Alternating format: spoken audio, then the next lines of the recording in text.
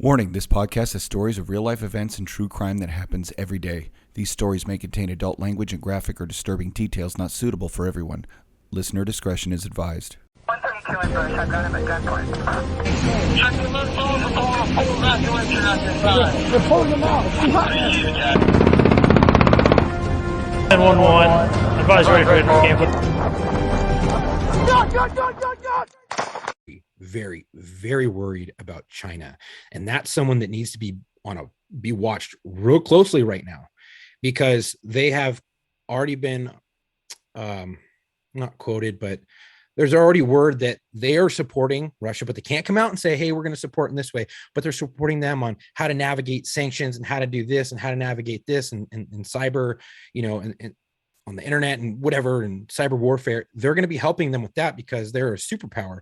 And I would be incessantly worried about China coming in and, the sleepy dog just comes in and just lays waste, because all eyes are on Russia right now. And their war is a game of chess. If you don't think the board is being stacked right now for a bigger picture, you're foolish. That's just ignorance, and that's closing your eyes. You're burying your head in the sand like an ostrich. So you want to talk about strategery, which is one of my favorite made-up words. Strategery. Russia has deployed a flamethrower capable of incinerating human remains and vaporizing them. Jesus. Why would they do that? Well, why not do that if you're suffering heavy casualties and you need to get rid of the bodies quickly so that people don't think the war is going poorly for you? And Russia does, it's been all over the news. Part of the intel that led everybody to believe that this was actually going to happen in the intelligence community was that Russia has been preparing for mass casualties for a while, including the stockpiling of blood. You don't stockpile blood unless you think shit's going to go down. That's the bottom line. The cyber attacks, Bill says that Anonymous is claiming that they're ramping up cyber attacks on Russia. And I want to be clear. This is not against the Russian people. The Russian people, believe it or not, you can go and look. There are actual protests, which is scary to do in Russia, right? Protesting is not like it is here. We have a bunch of privileged fucking Karens and whiny assholes who want to protest, bathrooms and pronouns and sporting events for, mixed people that are. We protest the dumbest shit, right? And you have every right to do it. That's what our Constitution guarantees. But you guys have to remember, that shit doesn't exist in other countries. Now, look at what happened in Canada, right? This motherfucker was so pissed about trucks blocking traffic downtown that he froze people's bank accounts. Enacted martial law. And enacted martial law on a citizen. You live, people, America's not the greatest country in the world. Well, fine. Show me one better. So these Russian citizens are out protesting the invasion of Ukraine. And why are they out protesting the invasion of Ukraine? Because they don't believe in it either. There's a lot of Russian people that don't want this. The international community is kind of pissed. Yeah, I mean, this you look at Trudeau, okay? He enacted martial law to his people because of honking horns, blocking big trucks, honking their horns and, and gas cans and stuff like that. He was so terrified and scared because the people are finally realizing we're stronger than you and there's more of us than there is of you. And they're standing up for themselves. And then you have the Ukrainian president enacts martial law because it's a time of war. Right. And then you have Trudeau come out and say, oh, well, all these people need to be free. We need to, support Ukraine. Okay, turn around and do that to your own country.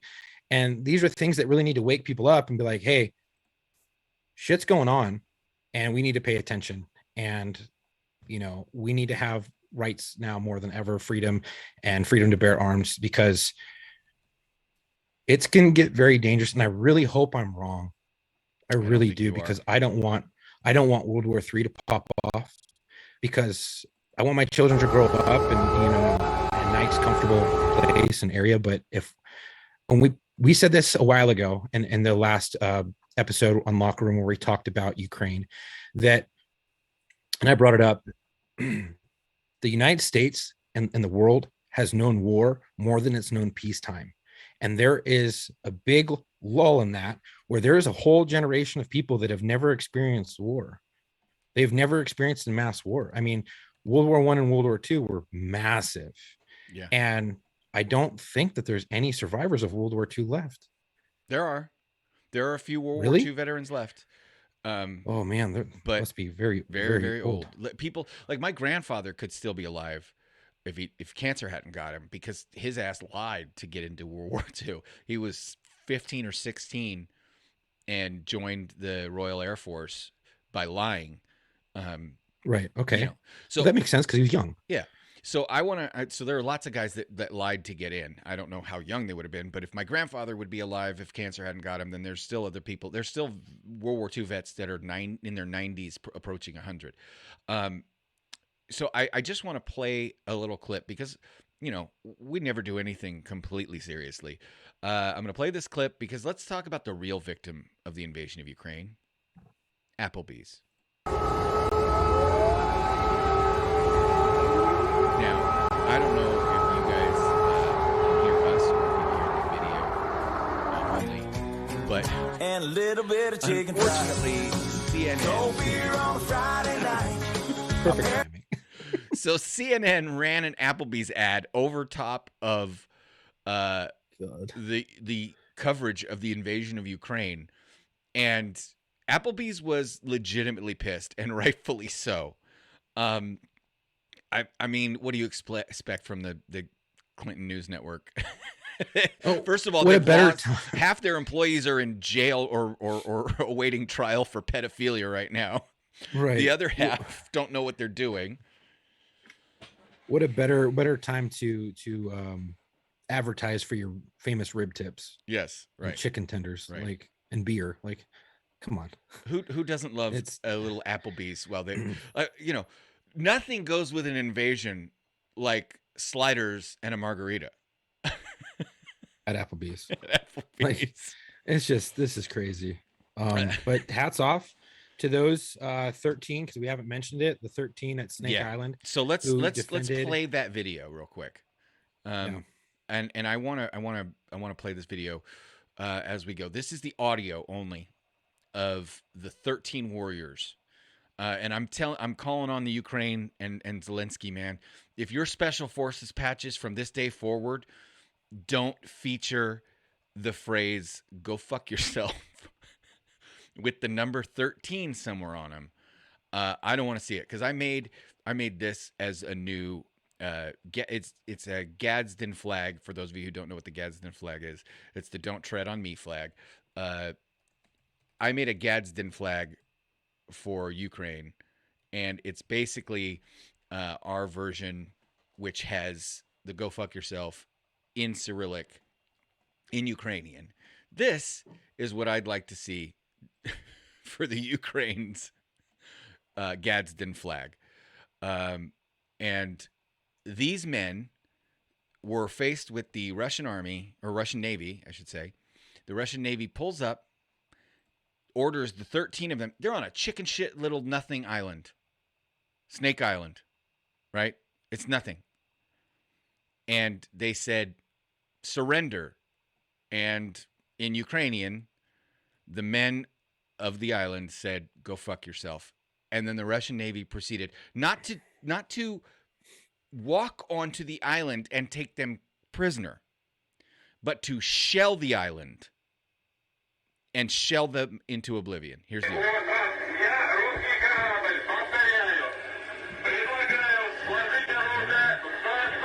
Can you guys hear audio from this?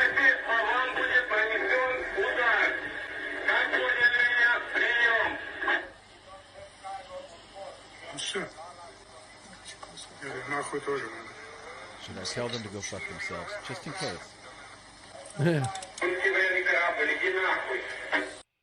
Russian warship, go fuck yourself. So, our episode on Monday, for those of you who are going to listen to the War Stories episode, is dedicated to our guests' dedication. You know, we gave our guests the chance to dedicate it, but also Yeah. we dedicated that episode to the 13 warriors on Snake Island. and we are in the process of trying to do a commemorative shirt for the boys from Snake Island. So stay tuned to that. But and I'm going to tell you right now, those men deserve a place in history. That sacrifice should inspire the entire nation of Ukraine, and it should go down in history as the example that was set for every swinging dick on Ukrainian soil to pick up a rifle, stand a post, and say, here's the line in the sand, this far and no further. I mean, there's so many acts of heroism that are going on right now over there. You have the 13 on Snake Island. You have the one of the Ukrainian Marines who blew himself up on a bridge so that the Russians couldn't access the island because he knew he was going to perish. And then you have Zelensky, who's taking up arms and saying, I'm not leaving, I'm defending my country. You have the cabinet members who are taking up arms. You have children who are taking up arms to protect their country. I mean, these acts of heroism are very inspiring. Right. And these people have no quit in them. And they're going to fight it out tooth and nail to the very bitter end. I'm going to bring this picture up again. This is Zelensky ready to evacuate. And just for the people that missed it, his answer when the U.S. offered to evacuate him was, I don't need a ride. I need bullets. That's the hardcore answer. That's like, he posted a video this morning, or this morning, their time, where he said, in Ukrainian, there's subtitles, and he says, rumor has it that I cleared out the city and that I evacuated, but I'm here to tell you, I'm still here, I'm still alive, and nobody's been evacuated. So, go ahead. I believe that was after the attack on Kyiv. Yeah, the attack on Kyiv last night. So, and he's like, I'm still here. Yeah. And Bill brought it up again. Bill in the chat said, the Russian people are protesting against this, and rightly so. The Russian people have had, this is not the Soviet people. This is not, they're afraid of some things because Russia is still, very much oppressed. That's what people don't get. Like, oppression still exists in many, many, many first world countries. China. Yes. China kills kids. Like, there are reports that if you have an unlawful baby, they will inject formaldehyde into the brain as the head is crowning through the soft spot to kill the baby before it takes its first breath, because until it takes a breath, it's not a Chinese citizen. So women who are having illegal children try to hide them until they're born, because once they take a breath, then they're a Chinese citizen and the government has to take care of them. But before they're born, fuck them. They don't care. Like, oppression really does exist. Shit, I thought they did away with that. I don't know I don't know that they've done away with it. I don't, I haven't talked to anybody about it recently. But I know that oppression was happening. Not being able to, Soviet Russia, Bible smuggling was an industry. And it was done by missionaries because they weren't allowed to bring Bibles into Russia. There are still countries that do that. You look at, Muslim countries. Speaking of Muslim countries, the Taliban is trolling our government by sending the Afghanistan government is sent a letter or sent an open letter to Russia saying, we need to stop this and you guys need to cut this out and da da da da. And I thought about it and I'm like, that's probably because they're going, shit, Afghanistan might be next. They might want to come back for Mujahideen round 2, because we all know Russia spent a long ass time in Afghanistan and left with their tail tucked between their legs. That's their Vietnam.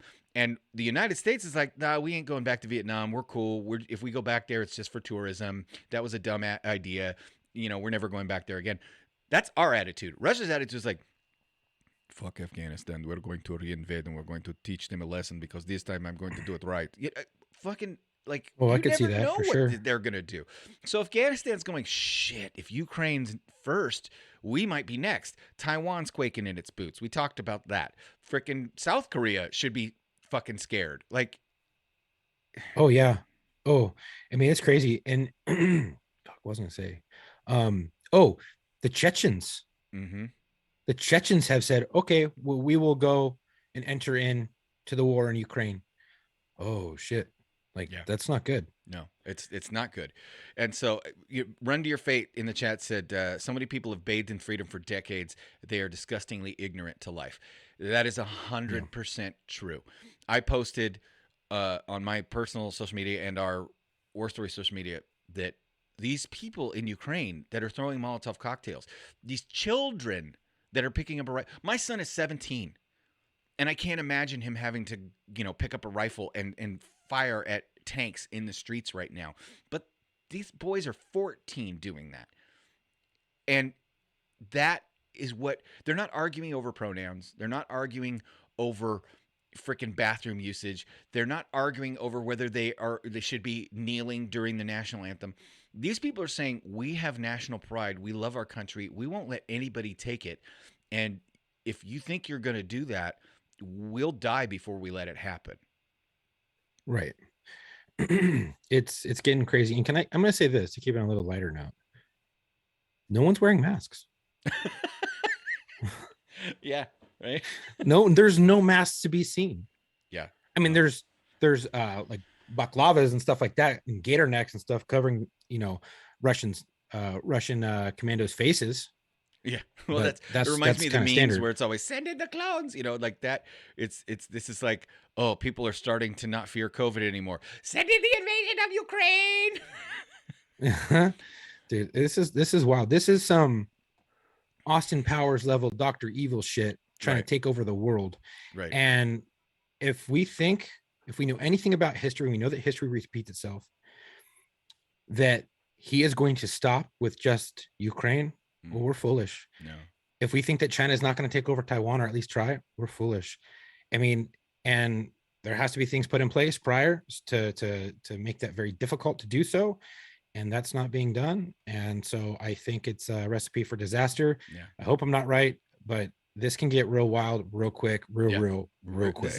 This is I need you all to start going back and researching Neville Chamberlain, appeasement, Hitler invades Poland. I mean, this is history repeating itself. We're at the 80-year mark since that happened, or close to that. So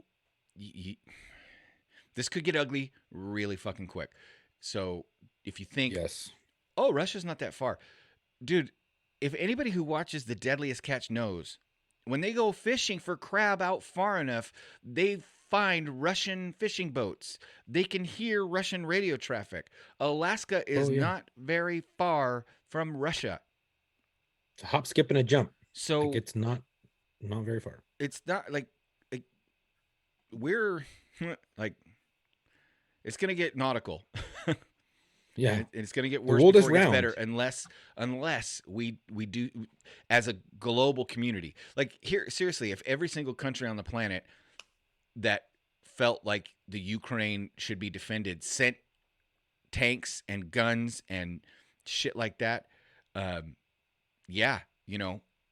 we could really help them. But right now, they're in a bad way. And the ghost of Kiev, if he really does exist, frickin' God bless you, dude. That's badass. The first fighting combat pilot ace of the 21st century with 6 supposedly kills in air-to-air combat. That's dope. And dogfights, dude. Like, Yeah. that's shit you haven't seen in a very long time. Right. So I mean, fuck. yeah. So It's scary. as we It's wrap up, scary. we had a question in the chat about Alaska, and it was Seward's Folly was what you're talking about, because the guy who bought it was named Seward, and he was attacked for the secrecy surrounding the deal. But basically, we did buy Alaska from Russia for $7.2 million, and let me tell you right now, that was $7.2 million well fucking spent. Period. Oh, yeah. And because and that's another part of the equation as to why Putin doesn't want Ukraine to be independent, because if Ukraine is independent and joins NATO, then that gives the United States a giant footprint next door. So Yeah. this is a lot more complicated than just getting the band back together, but in some ways it really does boil down to he wants to get the band back together. Yeah, and you know what's really scary? when he said is that if anybody enters in, this will be like a war you've never seen, a retaliation like you've never seen before in your life. Right. What do you think that means, folks? Like, connect the dots, put shit together. Right. So That means an all-out, full-scale invasion and missiles, rockets, fucking nukes. yeah. Ugh. So, well, we went a lot longer than we were going to. Yeah, 15, 20 minutes. So for those of you, we did record some of this, but unfortunately, much to my chagrin, this thing doesn't record automatically like some of our other things. And so Run to Your Fate says, cheers, stay safe, keep your heads on a swivel. Abso-fucking-lutely, you too, brother. Bill, Ukraine has the most installed, developed, running nuclear power plants in the area. Yeah, and they also have Chernobyl, which the Russians were used to. The Russians now have control of the Chernobyl They've secured site. it.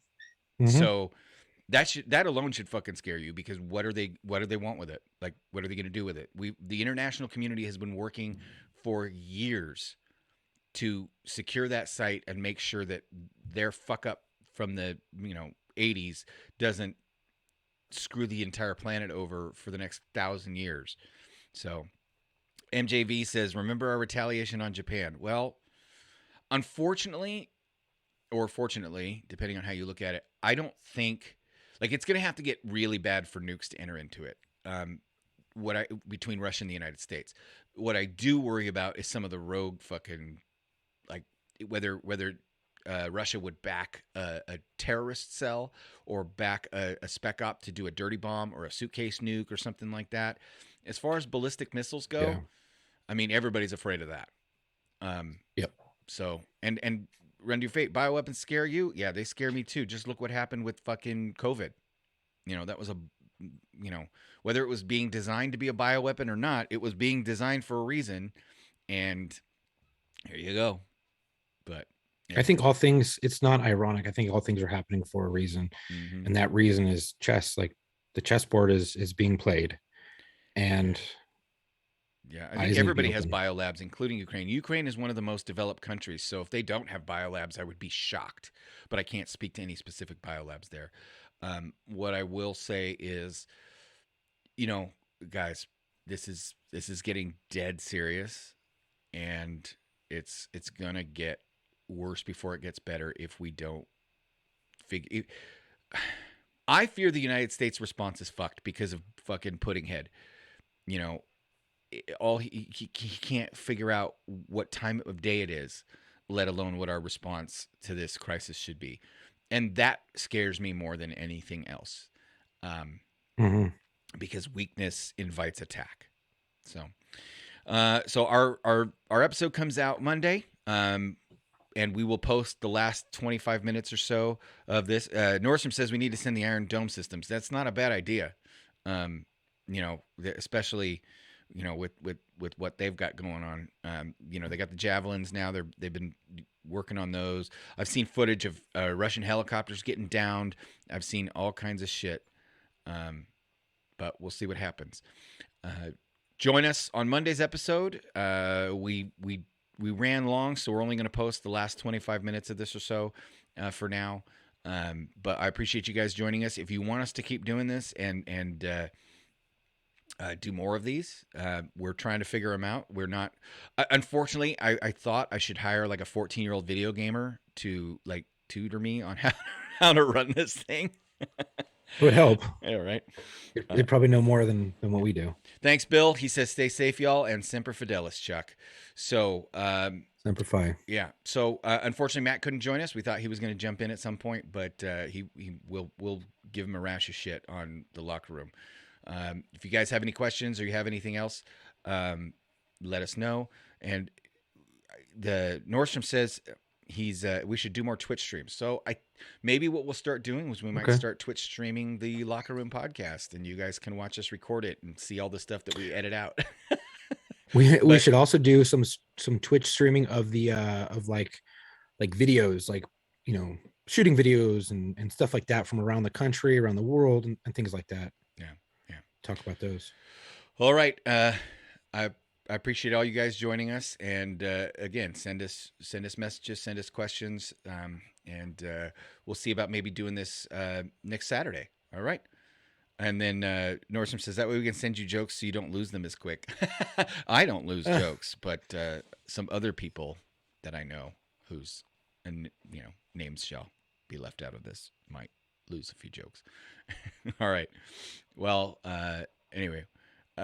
Oh yeah, and Cody says congrats to Matt on a baby coming. So yes, Matt, it's public now, and Matt, Matt is having a baby, his first biological child. So it's never too late. I should say his first biological child that he knows of. Yes, congratulations to Matt.